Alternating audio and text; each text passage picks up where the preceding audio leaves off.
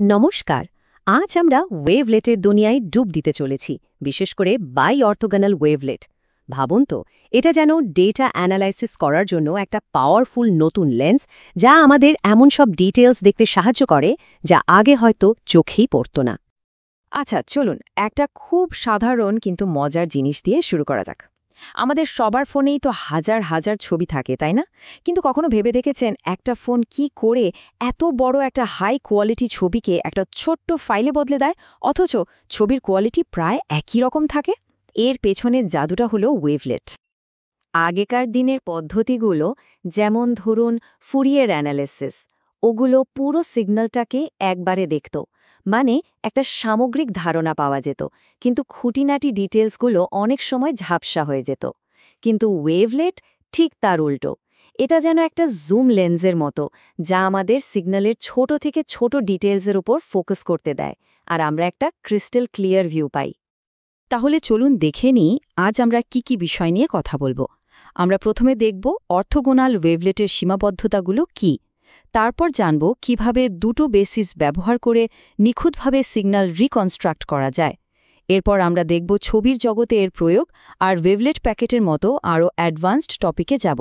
আর সবশেষে এর ভবিষ্যৎ সম্ভাবনা নিয়েও কথা বলবো। দেখুন, স্ট্যান্ডার্ড অর্থোগোনাল ওয়েভলেট খুবই কাজের একটা টুল, এতে কোনো সন্দেহ নেই। কিন্তু এরও কিছু সীমাবদ্ধতা আছে। ব্যাপারটা অনেকটা এমন যে আপনার কাছে দারুণ একটা ক্যামেরা আছে, কিন্তু লেন্স আছে মাত্র একটা। ওই একটা লেন্স দিয়ে তো আর সব ধরনের পরিস্থিতিতে সেরা ছবি তোলা সম্ভব নয়, তাই না? আসল সমস্যাটা হলো অর্থোগোনালিটির কঠোর নিয়ম। এর মানে হলো, আপনি যে টুল বা ফিল্টার ব্যবহার করে একটা সিগন্যালকে ভাঙছেন, ঠিক সেই একই টুল দিয়েই আপনাকে ওটা আবার জোড়া লাগাতে হবে। এর ফলে আমাদের হাতে খুব বেশি বিকল্প থাকে না, মানে ফ্লেক্সিবিলিটি কমে যায়। আর এখানেই আসে একটা দারুণ সমাধান। যদি এমন হতো যে আমরা সিগন্যাল ভাঙার জন্য একটা বিশেষ লেন্স, আর সেটাকে আবার জোড়া লাগানোর জন্য আর একটা বিশেষ লেন্স ব্যবহার করতে পারতাম, মানে প্রত্যেকটা কাজের জন্য সেরা টুলটা ব্যবহার করা। এটাই হলো বাই অর্থোগোনালিটির মূল ধারণা। তো এই বাই অর্থোগোনাল ওয়েভলেট বেসিস আসলে কি? সোজা কথায়, এখানে দুটো আলাদা কিন্তু সম্পর্কিত বেসিস বা ফাংশনের সেট আছে, যারা জুটি বেঁধে কাজ করে। একটা বেসিস সিগন্যালকে বিশ্লেষণ বা ডিকম্পোজ করার জন্য সেরা, আর অন্যটা ওই ভাঙা অংশগুলো থেকে সিগন্যালটাকে নিখুঁতভাবে আবার তৈরি বা রিকনস্ট্রাক্ট করার জন্য সেরা। এই পুরো প্রক্রিয়াটা একটা ফিল্টার ব্যাংকের মতো কাজ করে। প্রথমে অ্যানালিসিস ফিল্টার দিয়ে সিগন্যালটাকে তার মূল অংশ আর ডিটেলসে ভাঙা হয়। তারপর ডেটা সাইজ কমানোর জন্য অপ্রয়োজনীয় তথ্য বাদ দেওয়া হয়, যাকে বলে ডাউন স্যাম্পলিং। এরপর রিকনস্ট্রাকশনের ঠিক আগে আপ স্যাম্পলিং করে ডেটার গঠনটা আবার ঠিক করা হয়। আর সবশেষে সিনথেসিস ফিল্টার দিয়ে সিগন্যালটা আবার নিখুঁতভাবে তৈরি হয়ে যায়। আর এই পুরো প্রক্রিয়ার জাদুটা হলো পারফেক্ট রিকনস্ট্রাকশন কন্ডিশন। এটা একটা গাণিতিক গ্যারান্টির মতো, যা নিশ্চিত করে যে ডিকম্পোজিশনের সময় কোনো তথ্য হারিয়ে যাবে না, আর আপনি যা দিয়ে শুরু করেছিলেন ঠিক সেটাই ফেরত পাবেন, এক বিন্দুও এদিক ওদিক হবে না। তাহলে প্রশ্নটা হলো, কোন মূল বৈশিষ্ট্য বাই অর্থোগোনাল ওয়েভলেটকে ডিকম্পোজিশন এবং রিকনস্ট্রাকশনের জন্য ভিন্ন ফিল্টার ব্যবহার করার সুযোগ দেয় এবং একই সাথে নিখুঁত ফলাফল নিশ্চিত করে? আচ্ছা, এতক্ষণ তো আমরা ওয়ান ডাইমেনশনাল সিগন্যাল নিয়ে কথা বললাম। এবার চলুন এই কনসেপ্টটাকে টু ডাইমেনশনাল ছবির জগতে নিয়ে যাই। এটা বুঝতেও সোজা হবে, আর আমাদের সেই প্রথম ছবি কম্প্রেশনের প্রশ্নের উত্তরও পাওয়া যাবে। একটা ছবিকে যখন ওয়েভলেট দিয়ে ভাঙা হয়, তখন সেটা চারটে ভাগে ভাগ হয়ে যায়। এল হলো ছবির একটা ঝাপসা সংস্করণ, মানে মূল স্কেচটা। LH ছবির সমস্ত হরাইজন্টাল বা আনুভূমিক লাইনগুলোকে ধরে রাখে। HL ধরে ভার্টিক্যাল বা উল্লম্ব লাইনগুলোকে, আর HH ধরে কোনাকুনি লাইন আর টেক্সচারের মতো সূক্ষ্ম ডিটেলস। আর এই বিভাজনটাই ছবিকে এফিশিয়েন্টলি কম্প্রেস করতে সাহায্য করে। এটা তো গেল স্ট্যান্ডার্ড পদ্ধতি, কিন্তু এর চেয়েও অ্যাডভান্সড টুলস আছে। যেমন ধরুন নন সেপারেবল ওয়েভলেট। এগুলো ছবির আরও জটিল প্যাটার্ন, যেমন কোনো বক্ররেখা বা খুব সূক্ষ্ম টেক্সচার, অনেক ভালোভাবে বিশ্লেষণ করতে পারে। তাহলে বলুন তো, যখন একটা 2D ছবিকে ডিকম্পোজ করা হয়, তখন কোন কম্পোনেন্টটা ছবির সবচেয়ে গুরুত্বপূর্ণ, মানে সামগ্রিক তথ্যটা ধরে রাখে?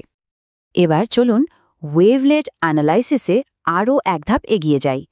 ওয়েভলেট প্যাকেটকে একটা সম্পূর্ণ টুলবক্সের মতো ভাবতে পারেন, যা আমাদের যে কোনো সিগন্যালকে আরও বিস্তারিতভাবে বিশ্লেষণ করার ক্ষমতা দেয়।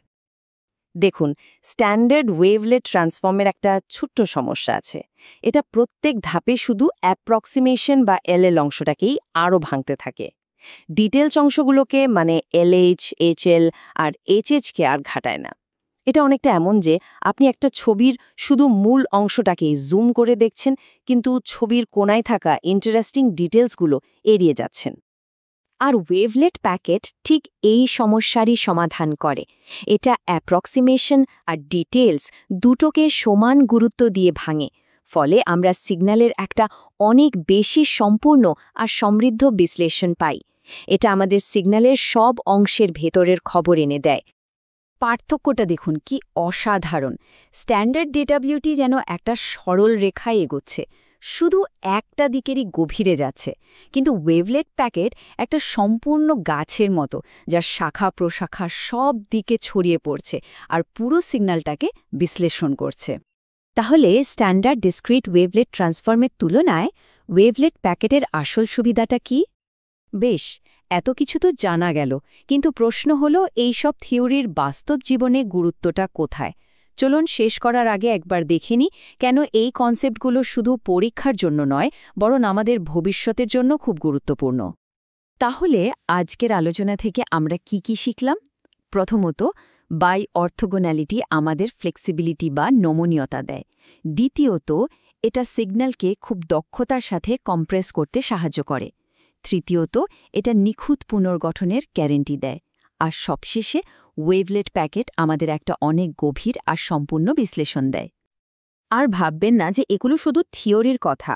আমরা যে রোজ ইউটিউব বা নেটফ্লিক্সে ভিডিও দেখি, হাসপাতালে যে এমআরআই স্ক্যান হয়, এমনকি ভবিষ্যতের আর্টিফিশিয়াল ইন্টেলিজেন্স যা ডেটা কম্প্রেস করবে, এই সব কিছুর পেছনেই কিন্তু এই ওয়েভলেটের ধারণা কাজ করছে। সুতরাং ভবিষ্যতের প্রযুক্তির সাথে কাজ করতে হলে এই জ্ঞানটা থাকাটা কিন্তু অপরিহার্য। শেষ করার আগে একটা কথা মনে রাখবেন, ভবিষ্যতের জটিল সিগন্যাল আর ডেটাকে বোঝার চাবিকাঠি কিন্তু আজকের শেখা এই ওয়েভলেটের মধ্যেই লুকিয়ে আছে। ধন্যবাদ।